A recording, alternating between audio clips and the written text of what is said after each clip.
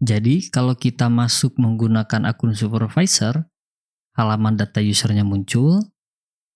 Tapi kalau kita akses dengan akun admin atau selain supervisor, menu dari data usernya hilang. Kemudian kalau diakses paksa juga, dia nggak bisa masuk. Sip ya?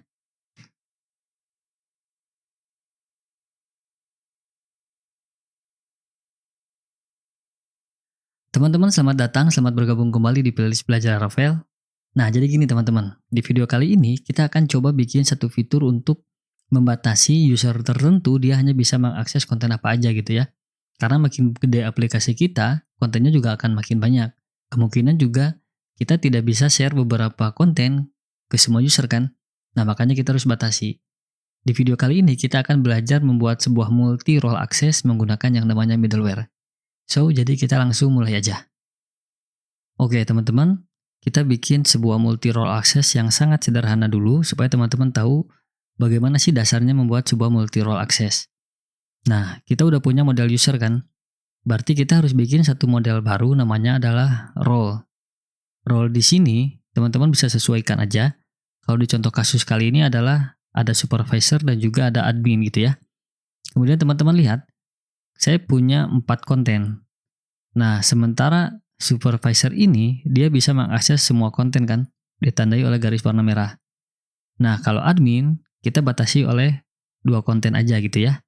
Nah, kita akan bikin kurang lebih aplikasi kita menjadi seperti ini konsepnya.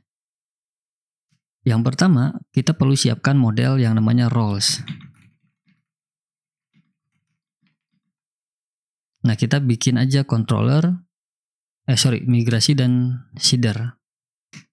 Kayak gini ya. Kemudian migrasinya, kita bikin kayak gini aja. Role name misalkan ya, kayak gini. Nah, kalau udah, kita eksekusi migrasinya. Kemudian kita masuk ke role seeder. Di sini kita bikin aja 2 roles. Tadi kan ada supervisor dan admin gitu ya.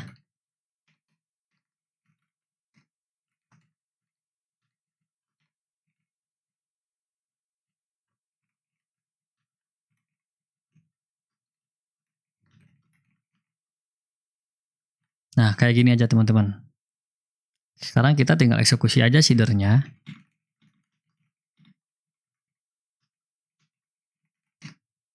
Oke. Kemudian kita bisa cek seedernya itu berjalan atau enggak. Kita bisa cek aja di artisan tinker. Nah, kayak gini. Kita tinggal panggil aja nama modelnya apa.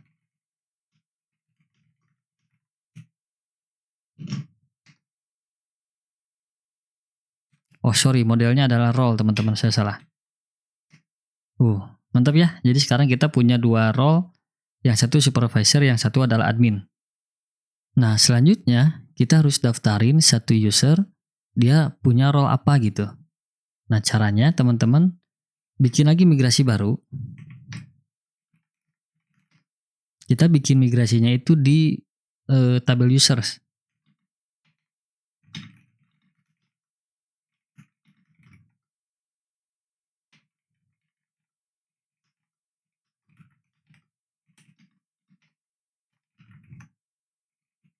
Nah, kayak gini misalkan ya. Kita buka aja di tabel user ini. Nah, kita bikin dia foreign key mengarah ke role, namanya adalah role ID kayak gini. Kita set dia nullable. Constraint-nya itu dia ke tabel yang namanya roles. Ketika di delete role-nya itu ya, kita pakai null on delete kayak gini. Nah, jadi nanti bakal ada satu kolom baru namanya role ID di dalam tabel user. Kita tempatkan dia setelah ID aja teman-teman. Nah, di bawah sini juga jangan lupa kita drop foreign key dan juga kolomnya gitu. Oke, kalau udah kita tinggal eksekusi aja migrasinya kayak gini. Sip, aman ya? Nah, sekarang kita harus bikin satu fitur baru untuk merubah role-nya user.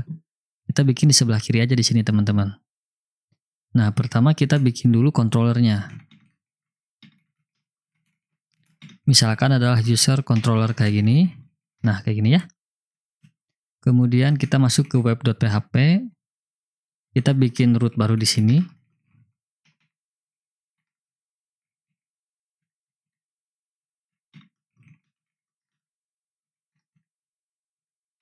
Nah, kayak gini. Kemudian kita masuk ke dalam komponen sidebar. Nah, yang bagian ini ya. Kita bikin di bawah home aja. Title-nya adalah data users. Iconnya kita pakai ini aja. Nah, ininya ganti jadi users index. Kayak gini, teman-teman. Oke, sip ya. Mantap. Kita tinggal cek. Tuh, jadi dia ada menu baru namanya adalah data user. Sekarang kita masuk ke dalam user controller, teman-teman. Kita bikin metode index. Nah, isinya itu kayak gini aja, users index. Nah, kayak gini ya. Kemudian kita bikin dulu view-nya. Kayak gini. Nah, di sini kita load semua data usernya, teman-teman. Berarti saya harus tulis user. Nah, kayak gini. Kita parsing dengan compact, simpan variabelnya di sini. Oke, mantap ya. Jadi kita bikin metode index, menampilkan view. Nah, di dalam view-nya kita load semua data user. Nah, selanjutnya kita buka user index ini. Seperti biasa, pertama kita lakukan extend, arahkan dia ke layout namanya mantis. Seksinya kita pilih konten. Kemudian di sini bikin card.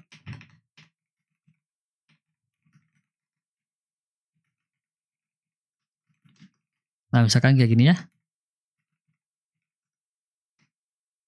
Berarti di sini kita bikin table kayak gini.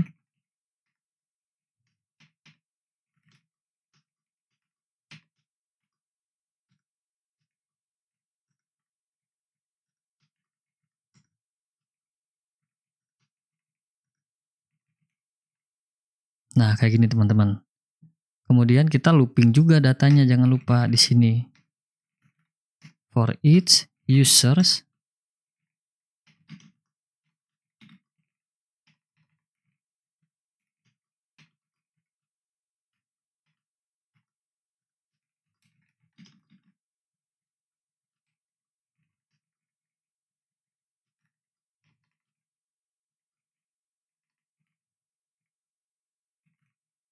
Nah, yang bagian role-nya kita kosongkan, opsi juga kita kosongkan dulu teman-teman.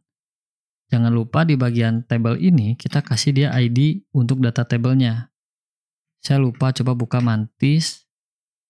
Data table-nya itu kita kasih nama table. Berarti di sini ID-nya adalah table kayak gini. Oke, kita cek ya. Sip teman-teman, mantap ya. Jadi sekarang ada data user yang bisa mengakses aplikasi kita. Oke teman-teman, berarti kita modifikasi bagian opsi ini. Seperti biasa kita pakai bootstrap. Kita ambil komponen modalnya.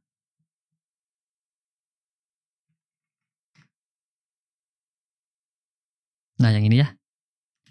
Kita pindahkan dia ke sini. Di bagian opsi ya teman-teman. Kemudian nama ID-nya adalah role modal kayak gini. Jangan lupa kita kasih tahu dia user.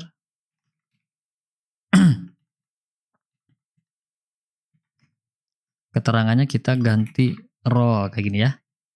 Buttonnya sukses aja.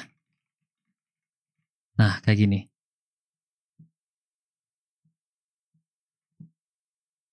Sip ya, tuh muncul kan? Tinggal isi ini kita copy lagi di sini. Nah, kita bikin for each baru. Nah, kita pasti di sini teman-teman. Jangan lupa modal yang ini, yang ID-nya itu kita ganti juga. Nah, kayak gini ya. Misalkan labelnya adalah ganti role. Modal footernya kita hapus dulu. Kita cek dulu bener nggak sekarang datanya benar gitu ya. Maksudnya data yang dikliknya itu sesuai. Nah, salah teman-teman, bukan item tapi user, sorry. Nah, kayak gini ya. Saya klik admin, harusnya dia muncul admin. Sip ya. Kalau saya ganti jadi Sakti, nah dia berubah juga jadi Sakti Mustika. Nah, kalau udah kayak gini, berarti kita tinggal bikin aja form di sini, teman-teman.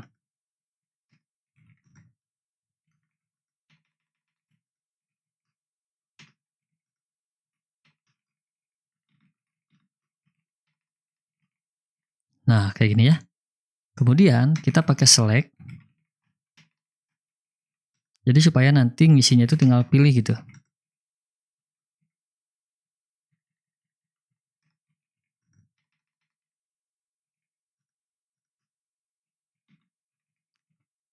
Nah, option selanjutnya kita parsing dari controller, teman-teman.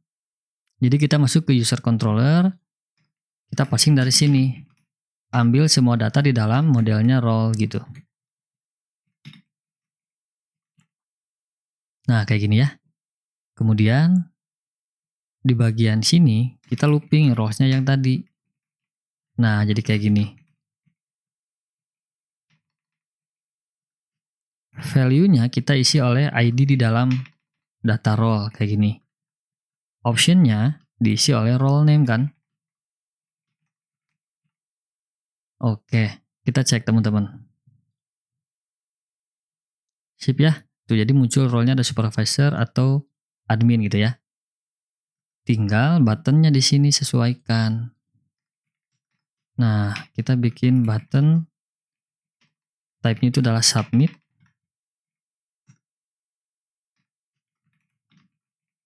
Nah, kayak gini. Kemudian di sini kita kasih dia kelas kayak gini, teman-teman. Kita cek ya. Sip ya, teman-teman. Mantap. Tinggal kita kasih spasi aja. Kita kasih spasinya di sebelah sini. Nah, kayak gini ya. Jadi margin topnya kita kasih dia 2. Tinggal kita arahin ketika di submit ini. Jadi dia harus bisa merubah role dari user yang diklik gitu ya. Nah, di modalnya, di bagian form ini, kita berikan dia action.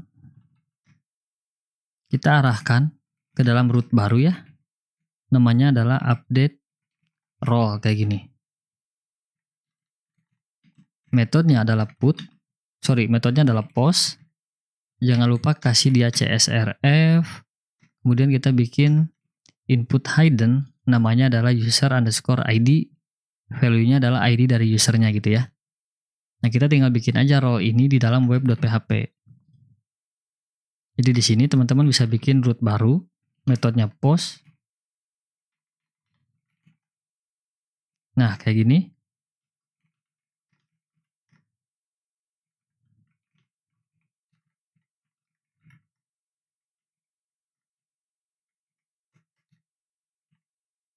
Sip, kayak gini teman-teman ya. Kita tinggal cek dulu sekarang. Oke, mantap ya, nggak ada error. Cuman kayaknya lebih bagus kita kasih pesan konfirmasi di bagian atasnya.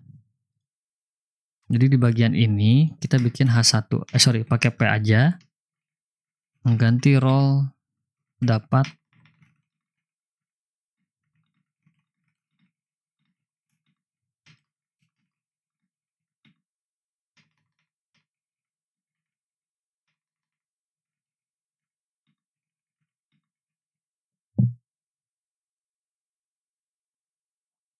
Nah, kita bikin kayak gini teman-teman.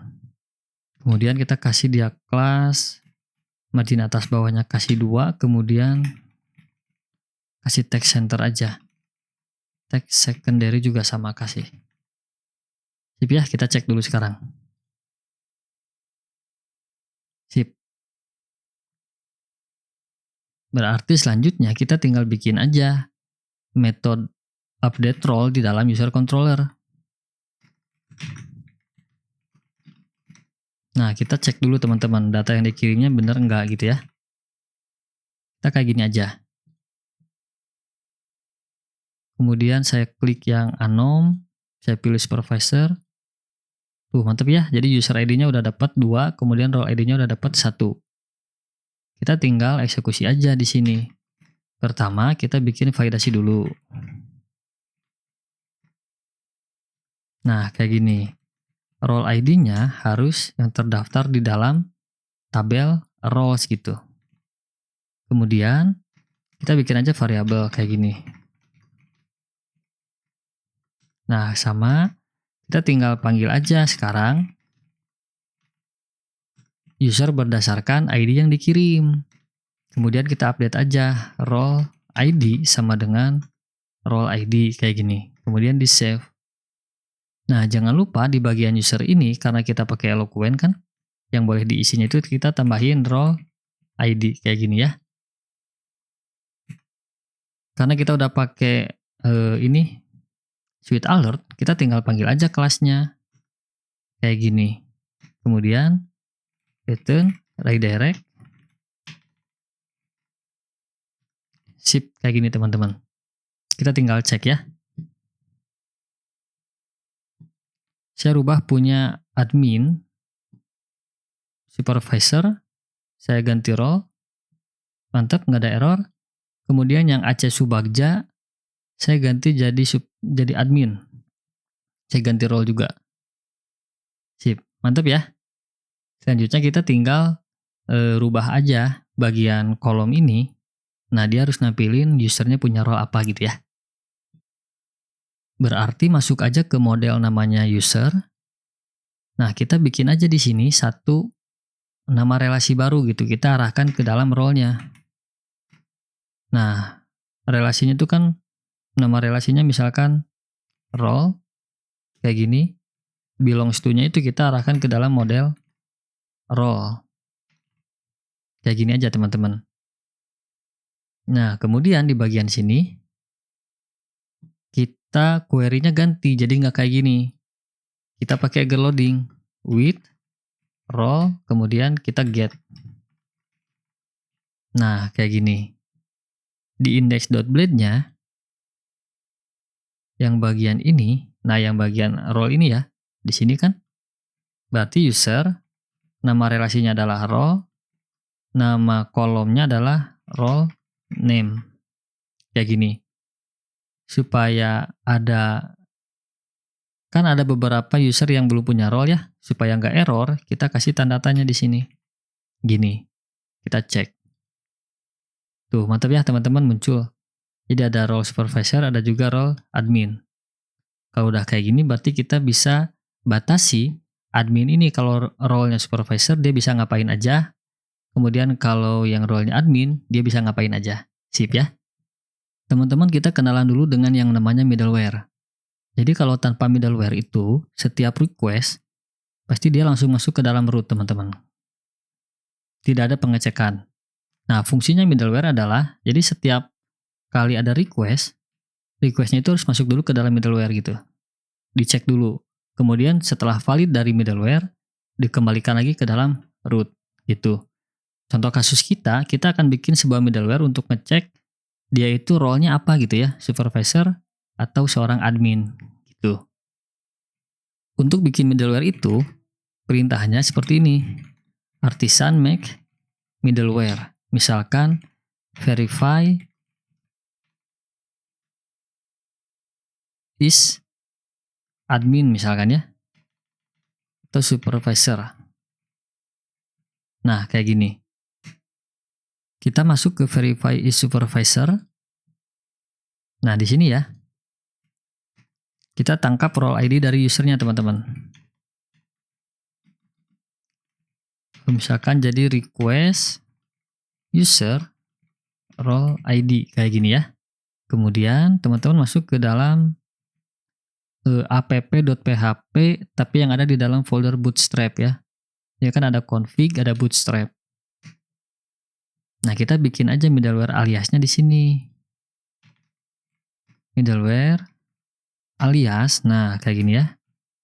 Misalkan is supervisor. Nah, di sini kayak gini teman-teman. Jadi sekarang kalau cara panggil middleware-nya, kita cukup tulis seperti ini.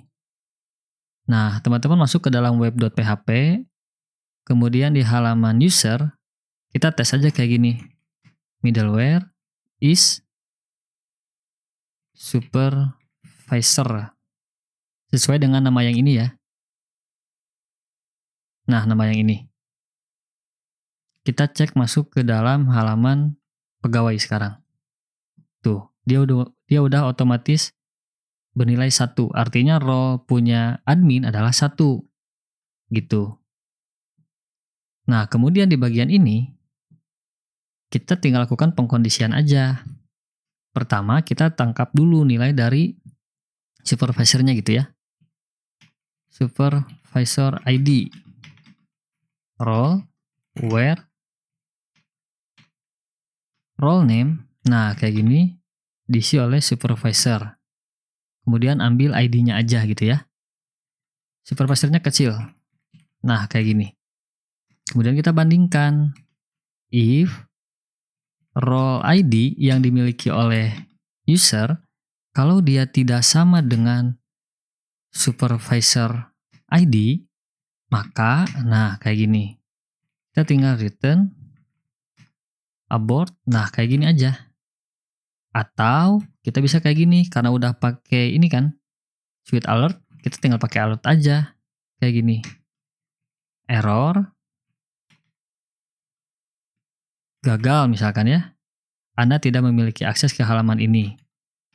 Return, redirect, root, dashboard. Nah, kayak gini teman-teman. Bener nggak sekarang rootnya dashboard? Saya cek dulu ya. Ternyata rootnya home teman-teman, sorry bukan dashboard. Nah, kayak gini. Tapi kalau dia sama, maka lakukan perintah selanjutnya gitu ya. Kita tinggal cek sekarang. Kalau saya refresh, nah dia berhasil masukkan teman-teman. Gitu. Tapi kalau saya ganti di bagian ini, misalkan role-nya itu adalah admin.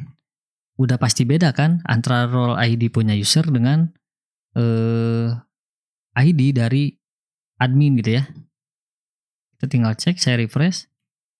Tuh teman-teman, Anda tidak memiliki akses ke halaman ini.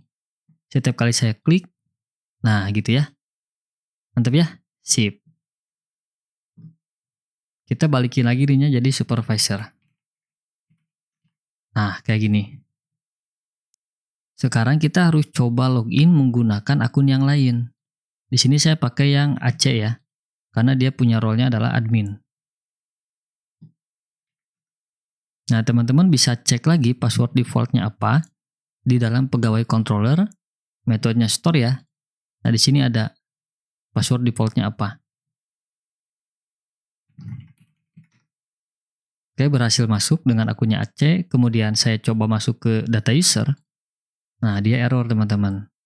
Jadi user AC ini nggak dibiarin masuk untuk mengakses data user. Sip ya, aman. Alangkah lebih bagus, seharusnya menu data user ini dia nggak muncul kalau diakses oleh yang bukan supervisor gitu ya. Nah, kita bisa modifikasi teman-teman buka sidebar.blade. Nah, yang bagian ini kan yang harus kita hilangkan kalau dia bukan supervisor. Kita bisa bikin kayak gini, if out user role ID sama dengan 1. Jadi kalau misalkan role ID-nya sama dengan 1, munculin ini gitu. Kalau enggak ya jangan munculin komponen yang ini. Kita cek ya. Tuh dia jadi hilang teman-teman menunya. Sip ya, mantap. Jadi bisa dengan cara seperti itu atau bisa panggil juga relasinya. Role. Nah, kayak gini. Supervisor. Sama aja teman-teman ya. Hasilnya sama aja. Sip, mantap ya. Jadi sekarang menunya udah hilang. Kita akses paksa juga usernya, dia nggak bisa masuk. Jadi kalau kita masuk menggunakan akun supervisor, halaman data usernya muncul. Tapi kalau kita akses dengan akun admin atau selain supervisor, menu dari data usernya hilang. Kemudian kalau diakses paksa juga, dia nggak bisa masuk. Nah, teman-teman, kita udah berhasil membuat sebuah fitur untuk membatasi akses antara supervisor dan juga admin yang sangat sederhana. Tentunya banyak banget kekurangan. Cuman yang ingin saya sampaikan adalah, ketika teman-teman bikin fitur pembatasan akses, jangan hanya menunya saja yang dihilangkan, tapi aksesnya juga harus dibatasi. Oke, gitu ya. Nah, mudah-mudahan video ini bermanfaat. Stay tune terus di channel ini, kita ketemu lagi di video berikutnya.